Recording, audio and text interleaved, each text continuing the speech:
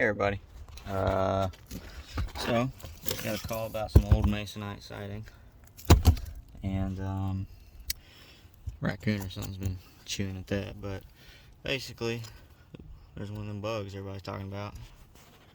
But yeah, it's just rotting real bad, and then it got real soft, and looks like there's some holes right there from something chewing at it. And that's probably what chewed this up. But this stuff just gets wet and it just falls apart. So it's not the greatest choice, but I'm gonna repair this and show you what it looks like after.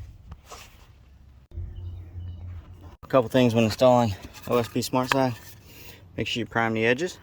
All I had was black, so oh well. I'm gonna paint this, and then it has to stay 1 inch off of the roof.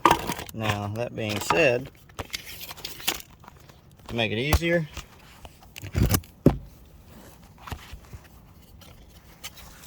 get my camera to adjust here. Hang on. Just use the base of my hammer. This will fuzz over 1 inch, so that's more than plenty. You can always have more, just don't want it too close. Alright, so then use my hammer as a spacer, right? So it gives me my inch off the roof. But also what I'm going to do is behind here, I'm going to fill it with caulking. You don't have to do this step. You can always caulk after the fact. But I like overkill. I mean, what's the worst that happens, right? So there you go. And then if I can get my, well, hold on.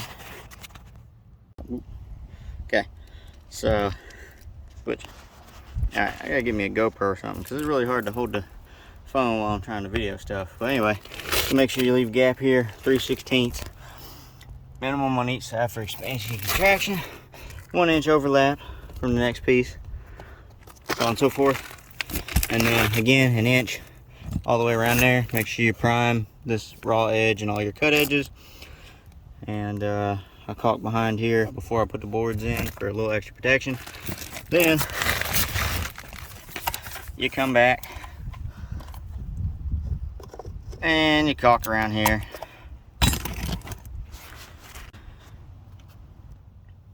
Alright, so I had a phone call, got interrupted. But anyway, so caulk, etc.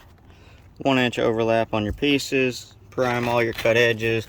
1 inch from the roof to the bottom of your siding, minimum. I put flashing over top of this. You know, nobody really does it, but I do. I've never had one leak because of it, but I've had them leak when the water comes off the roof, rushes over this cricket, and then gets over and underneath the back behind that step flashing. So I just stick a flexible flashing over top of it when I got the chance, if I'm not tearing all this off. Otherwise I'd run my ice and water or my felt paper up and over and then do the same thing. But you do what you can on repairs. So I gotta paint this up with the paint that I got, and that should be it. Also, this thing weighs like 12 pounds, but it's great when I only have to do like 20 nails. So I got this finished up, and customer wanted to save money, didn't want to buy any paint or anything, but said just use whatever you got. It's on the back of the house, nobody's gonna see it. And you know, there's the color that it is, and but there's that, there's that.